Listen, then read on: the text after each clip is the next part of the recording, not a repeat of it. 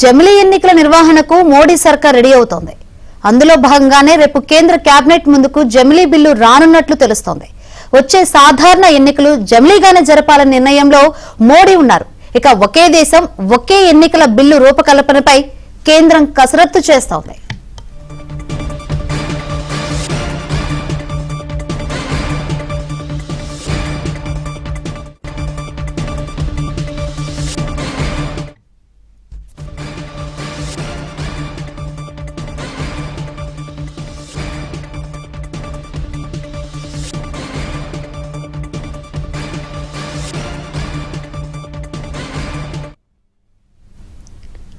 జమిలీ ఎన్నికల నిర్వహణకు మోడీ సర్కార్ రెడీ అవుతుంది.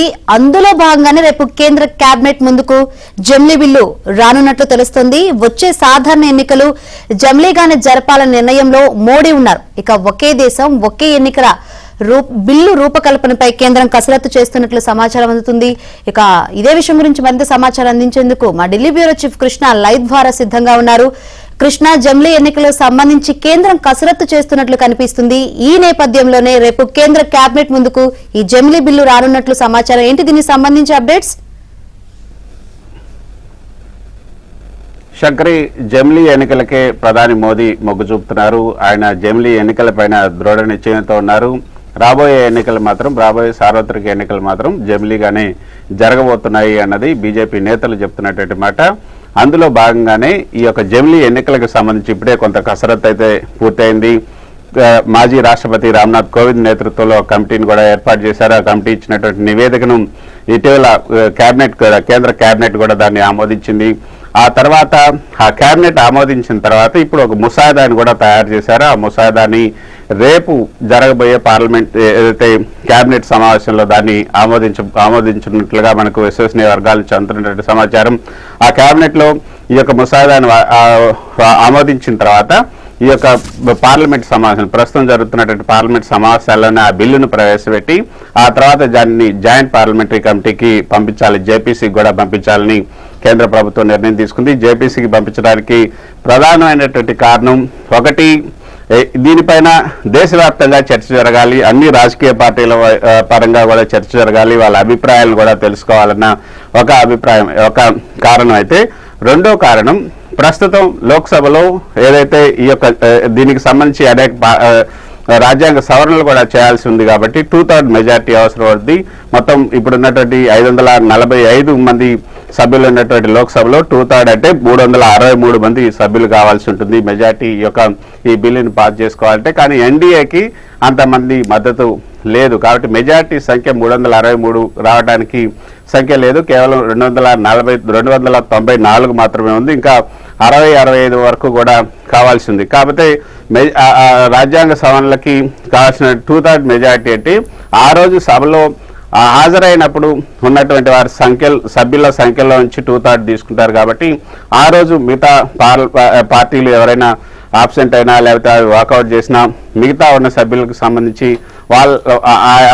ఆ సభ్యుల సంఖ్యలో 2/3 తీసుకుంటారు కాబట్టి అప్పటికి కొన్ని ప్రతివ్యూహాలతో ముందుకెళ్ళొచ్చని కూడా భావిస్తున్నారు. అందుకే కొంత సమయాన్ని బై చేయటం కోసమే దీన్ని జేపీసీకి పంపించాలని కేంద్ర ప్రభుత్వం నిర్ణయించింది. అయితే ఇంకా కొన్ని అంటే జమిలీ ఎన్నికలకు సిద్ధం కావడానికి ఇంకా కొన్ని వేరే పనులు కూడా చేయాల్సి ఉంది శంకరి. అది అందులో భాగంగా ముఖ్యంగా మొదటిదైతే జనగణన చేపట్టాల్సినటువంటి అవసరం ఉంది. ఎందుకంటే జనగణన చేపట్టిన తర్వాత 2026లో ఈ యొక్క అసెంబ్లీ నియోజకవర్గాల పునర్విభజన పార్లమెంట్ నియోజకవర్గాల పునర్విభజన కూడా జరగాల్సినటువంటి అవసరం ఉంది. అప్పుడు నియోజకవర్గాల సంఖ్య కూడా పెరిగే అవకాశం ఉంది. ఇప్పుడు ఉన్నటువంటి 545కి స్థానాల్లో సుమారు 840-845 స్థానాలు కూడా వచ్చే అవకాశం ఉంది. మన రాష్ట్రంలో ఏపీలో కనుక చూసుకుంటే ప్రస్తుతం ఉన్నటువంటి 175 అసెంబ్లీ స్థానాలకి ఇంకొక 50 స్థానాలు యాడ్ అయ్యే అవకాశం ఉంది. అందులో 225 స్థానాలు పెరిగే అవకాశం ఉంది. అది విభజన బిల్లులో కూడా అది చాలా స్పష్టంగా చెప్పారు. అసెంబ్లీ సీట్ల సంఖ్యను పెంచుకోమని చెప్పినప్పటికీ కూడా ఈ 2026 తర్వాతని ఈ అసెంబ్లీ సీట్లను పెంచుకోవాలంటూ రాజ్యాంగంలో ఏదైతే క్లాస్ ఉందో ఆ క్లాస్ని అడ్డం పెట్టుకొని దాన్ని అదే విధంగా ఆపేయడం జరిగింది. కాబట్టి ఏపీలో ఈ పునర్విభజన జరిగితే 225 అసెంబ్లీ స్థానాలు, అదేవిధంగా తెలంగాణలో ఇప్పుడున్నటువంటి 119కి స్థానాల్లో మరో 34 స్థానాలు, మొత్తం 153 స్థానాలు తెలంగాణలో పెరిగే అవకాశం ఉంది. కానీ 33% మహిళా రిజర్వేషన్ బిల్లు కూడా తీసుకొచ్చారు కాబట్టి మహిళా రిజర్వేషన్ బిల్లుకు అనుగుణంగా మరో 33% స్థానాలను కూడా పెంచాలని కూడా కేంద్ర ప్రభుత్వం భావిస్తున్నట్టుగా తెలుస్తుంది. కాబట్టి ఇవన్నీ కూడా చేయాలి. ఈ యొక్క జమిలీ ఎన్నికలకు ముందు ఈ 3 కసరత్తులు అయితే చేయాల్సినటువంటి అవసరం ఉంది. జనగణన చేయాలి, తర్వాత పునర్విభజన, నియోజకవర్గాల పునర్విభజన చేయాలి, తర్వాత మహిళా రిజర్వేషన్ కూడా అమలు చేయాల్సినటువంటి అవసరం ఉంది. సో అందుకే 2029లోనే ఈ యొక్క సార్వత్రిక ఎన్నికలతో పాటే జమిలీ ఎన్నికలు కూడా జరుగుతాయంటూ ఏపీ సీఎం చంద్రబాబు నాయుడు కూడా ఇటీవల హిందుస్థాన్ లీడర్షిప్ సమ్మిట్లో కూడా అదే విషయాన్ని ఆయన స్పష్టం చేశారు. 2029కి ఇప్పటి నుంచే మోదీ సన్నద్ధం అవుతున్నారన్న విషయాన్ని కూడా ఆయన చెప్పడం జరిగింది. కాబట్టి జమిలీ ఎన్నికలకైతే కేంద్ర ప్రభుత్వం పూర్వ రంగాన్ని సిద్ధం చేసుకుంటుంది. ఇటు పార్లమెంట్లో తమకు మద్దతు లేకపోయినా, అంటే 2/3 మెజారిటీ లేకపోయినప్పటికీ కూడా దాన్ని సాధించాలన్న దిశగా, అదేవిధంగా మిగతా రాష్ట్రాలకు సంబంధించినటువంటి మద్దతును కూడా కూడగట్టుకుని మిగతా పార్టీలకు సంబంధించినటువంటి మద్దతును కూడా కూడగట్టుకోవాలనుకుంటుంది. కానీ ఇప్పటికే ఇచ్చినటువంటి అభిప్రాయ సేకరణ ప్రకారంగా చూసుకుంటే మొత్తం ఉన్నటువంటి 47 పార్టీలలో 32 పార్టీలు అయితే జమిలీకి అనుకూలంగా ఉన్నాయి, మరికొన్ని పార్టీలు అయితే కొంత అనుకూలంగా లేవు.